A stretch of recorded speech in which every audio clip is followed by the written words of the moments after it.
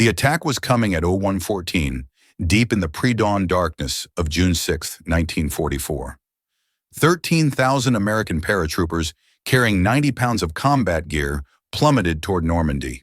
Shrouded in smoke and the chaos of flak fire, they hit the field scattered and isolated, instantly thrust into a fight for survival. Army doctrine said the American soldier was the best equipped fighting man in the world. But that doctrine was about to be tested in a 10-second killing zone that engineering had failed to anticipate. The standard issue infantry rifle, the M1 Garand, was a magnificent weapon. 9.5 pounds of steel and walnut, capable of firing 8 rounds of .30-06 ammunition, with enough force to kill at 500 yards. Yet in the hedgerows of France, the German soldier closing fast with a Kar 98K had one critical advantage: training philosophy. The traditional European rifle relied on a system honed over centuries: the open sight. To hit a target, the soldier had to perform a sophisticated alignment, centering the rear sight notch, aligning the front sight post, and focusing on the target. This was the three-point alignment, an art that demanded perfect vision, intense concentration, and, critically, months of dedicated marksmanship training. This philosophical approach was viable for a smaller, professional army like the German Wehrmacht, which prized mastery and craftsmanship. But for the United States facing a war of unprecedented scale, this training philosophy was a death sentence. After Pearl Harbor, America did not have the luxury of time. The U.S. Army needed to churn out millions of combat-ready soldiers from farms, high schools, and factories. The goal was not to create 10,000 elite snipers, but 10 million effective riflemen. How do you take a former city clerk, drill him for a few weeks, and make him capable of reliably hitting a German soldier who has spent years perfecting the art of the Kar 98K? Intelligence reports confirm the terrifying reality. Early war engagements proved that the M1903 Springfield rifle, with its traditional open sights, failed spectacularly under stress. Recruits, overwhelmed by adrenaline and fear, could not perform the precise three-point alignment under fire. Their accuracy dropped to near zero. The finest rifle in the world was useless if the soldier couldn't align the sights in the precious few seconds between identifying the threat and being shot. The problem landed on the desk of John C. Garand, the brilliant Canadian-born engineer at the Springfield Armory. Garand had already solved the mechanical problem of semi-automatic fire. Now he faced a problem of human psychology and industrial scale. How could he design a rifle sight that compensated for fear, exhaustion, and lack of training? How could he design a system that turned a recruit into an accurate shooter instinctively? The Ordnance Department's requirements were deemed impossible by traditional gunsmiths.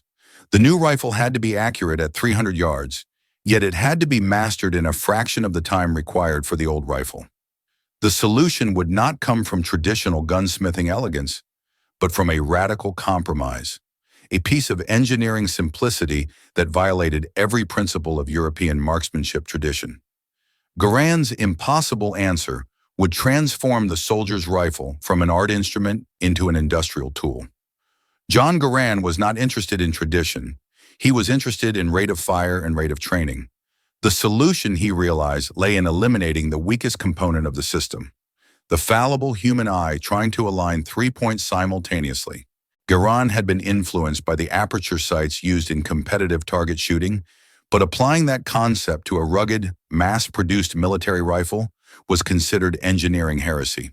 The traditionalists at the Ordnance Board insisted that an aperture sight, a small hole placed close to the eye, was too delicate, too prone to clogging with mud, and utterly impossible for fast target acquisition. Yet Garand possessed the quiet confidence of an engineer who trusted numbers over opinions. He recognized a fundamental truth of human optics. When the eye looks through a small ring or hole, the aperture, the human brain instinctively tries to align the pupil to the center of that ring. This psychological process happens automatically and instantly, reducing the alignment challenge from a conscious, delicate act to a subconscious reflex. The three-point problem was instantaneously reduced to a single-point problem. With the traditional open sight, 3 points had to align: the rear notch, the front post, and the target. This was a conscious process requiring intense training. With Garand's aperture sight, the alignment challenge was simplified to just 2 points: the front post and the target. The process was instinctive, as the rear sight was aligned automatically, compensating for poor vision and stress. This was the core genius. The aperture sight automatically took care of the most time-consuming and error-prone step, the rear sight alignment. The soldier only had to focus on the front post and the target. In the 300-yard zone where most combat engagements occurred, this intuitive system was lethal.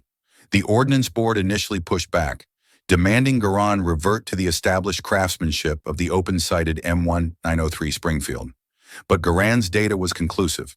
In firing range trials involving raw recruits, soldiers using the aperture-sighted M1 were achieving 300-yard hits 40% faster and with 25% higher accuracy than those using open sights, especially when tested under simulated stress.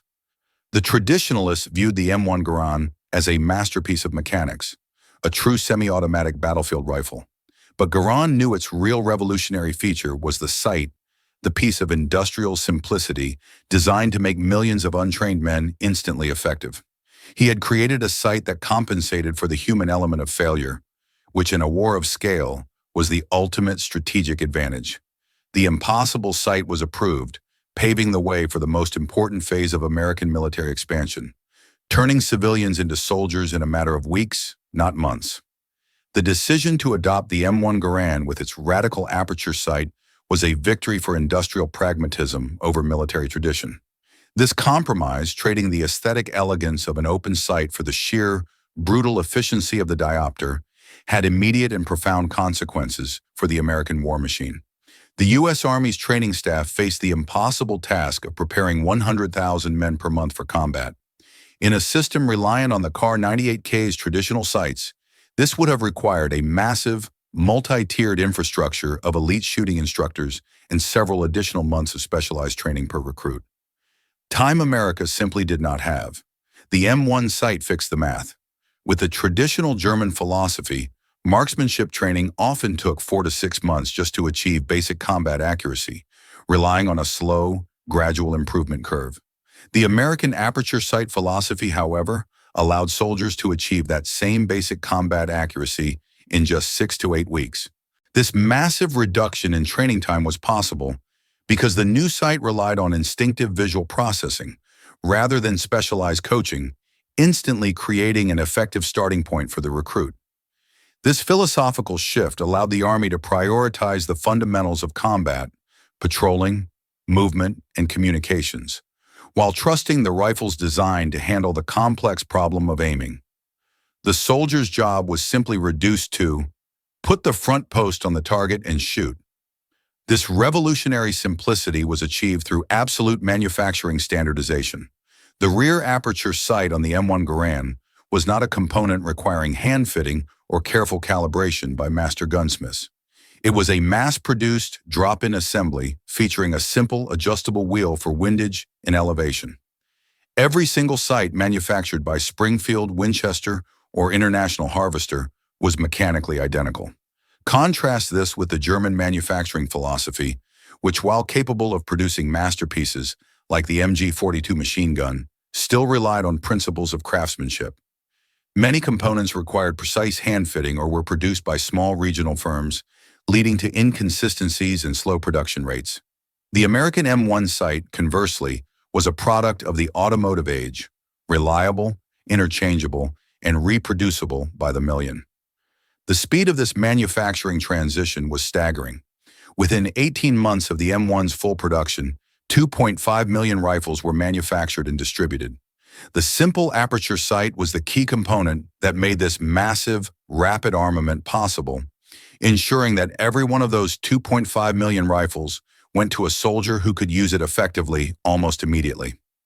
The elegance of three-point alignment was rendered obsolete by the brute force industrialization of marksmanship.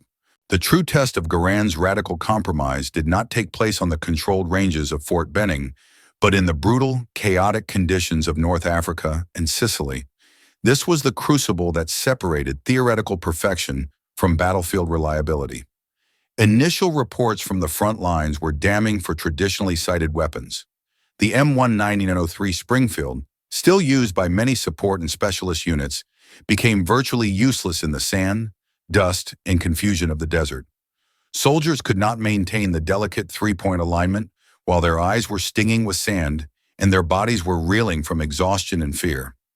The open rear notch of the sight would frequently fill with dirt, making it impossible to align properly and rendering the rifle little better than an expensive club.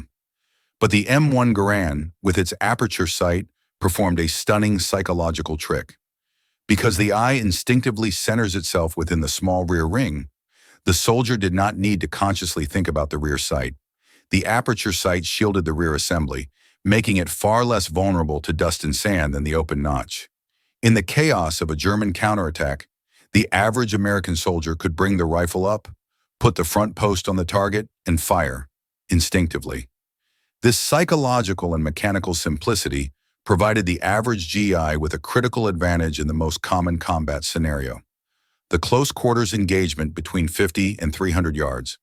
While the German Kar 98K might have been technically superior at 600 yards in the hands of a marksman, it was pathetically slow in the hands of an average infantryman facing a sudden ambush. The American soldier could fire a semi-automatic M1 with its instant sight picture rapidly and accurately, maintaining a sustained rate of fire that shocked the veteran German Wehrmacht units. This was not a victory of technology. It was a victory of design philosophy. Garand's sight was designed for the masses, prioritizing the speed of engagement over the precision of the elite. It was the equivalent of transforming the traditional, high-maintenance German masterpiece into an interchangeable, rugged industrial tool. The numbers emerging from the field were unambiguous.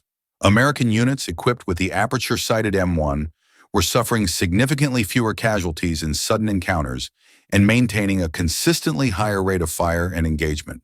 The impossible sight was saving American lives faster than any other single innovation. The ultimate irony of the conflict lay in the German philosophy of perfection.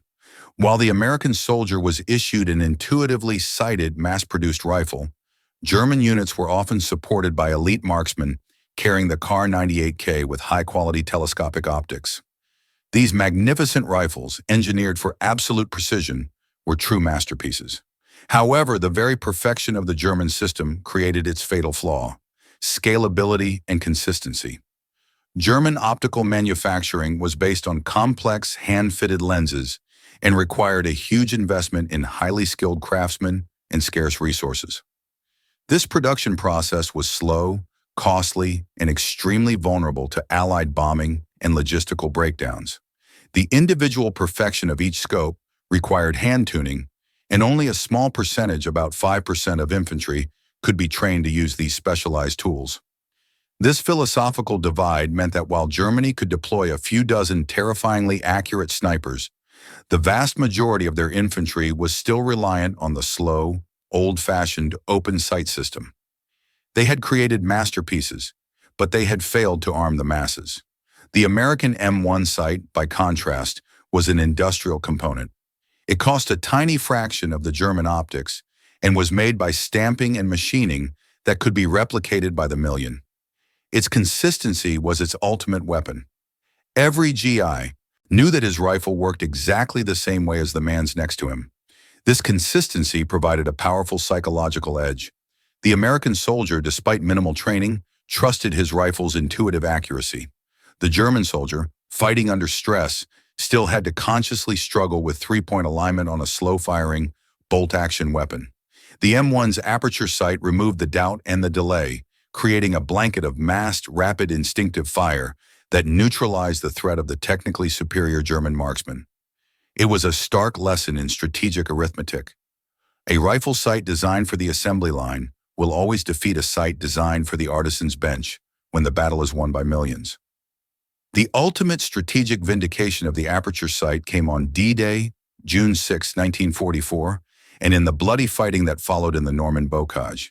This terrain, a network of sunken roads, thick earthen banks, and ancient dense hedgerows, was the perfect habitat for the German defender, turning every field into a fortified position and reducing all combat to the deadly up-close range of 50 to 300 yards. The M1 Garand was not a sniper rifle. It was a system of survival. In the close quarters ambush, the sheer speed and intuitive aiming of the M1 was lethal. German records captured after the initial landings showed a recurring pattern. German forces expected the Americans, newly landed and under chaos, to be slow to return fire, fumbling with complicated equipment. Instead, they were met with a burst of semi-automatic fire that was instantly accurate. The aperture sight, designed to be mastered by a factory worker in a few weeks, allowed the average American GI to dominate these crucial, short-range engagements. Unlike the German infantryman, who had to stop, take a deliberate stance, and execute the complex three-point alignment on his bolt-action rifle, the American could shoot on the move, aiming instinctively through the rear ring. The M1 sight compensated for the extreme stress, high adrenaline, and physical exhaustion inherent to sustained combat. This advantage was not merely tactical, it was strategic. The M1's intuitive sight contributed directly to the speed of the American advance. Because the U.S. infantry could win the vital close-range engagements in the bocage faster than their German counterparts, the overall momentum of the invasion was maintained. The average American soldier, armed with a simple, reliable sight, proved to be the most effective fighting unit on the ground. Contrast the cost. Germany spent vast resources and scarce time training a small corps of master marksmen to utilize complex sights. America spent minimal time making millions of ordinary men deadly with a simple sight. In the chaos of Normandy, massed instinctive lethality, the promise of John Garand's engineering compromise, proved to be the superior weapon. The performance of the M1 Garand's simple aperture sight resolved an equation that defined modern warfare: complexity versus scale. The German philosophy was rooted in the aristocracy of engineering. They built rifles with high-precision open sights and complex telescopic optics, aiming for the maximum potential accuracy in the hands of a master. This choice demanded extensive time, vast resources for specialized training, and created crippling bottlenecks in production and supply. Their masterpiece required perfect conditions and highly skilled artisans. The American philosophy, embodied by John Garand's single intuitive sight, was rooted in industrial democracy. The rifle was designed to be instantly effective in the hands of the average man, prioritizing the minimum time to kill over the maximum range potential. This approach demanded low-cost, mass-produced, interchangeable components that compensated for the soldier's lack of time and training. The numbers tell the final story of this strategic trade-off. The German system could create one elite marksman in 6 months. The American system created 100 combat-effective riflemen in the same time, thanks to a sight that eliminated the need for complex alignment. The sight was dismissed as impossible because it violated the traditions of marksmanship. But by solving the psychological problem, the inability of the recruit to aim under stress, the sight unlocked the industrial potential of the United States. It allowed America to arm millions of men effectively, rapidly, and consistently, maintaining a flow of combat-ready forces that crushed the German defense.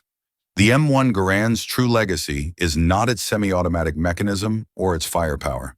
It is the simple, honest aperture sight, a piece of mass-produced metal that proved that in the chaos of the 20th century battlefield, the most beautiful engineering solution is the one that works flawlessly and intuitively for the most number of people. The impossible gun sight did not create snipers. It made every American soldier deadly enough to survive. And in the industrial conflict that determined the fate of the world, the system always defeats the masterpiece.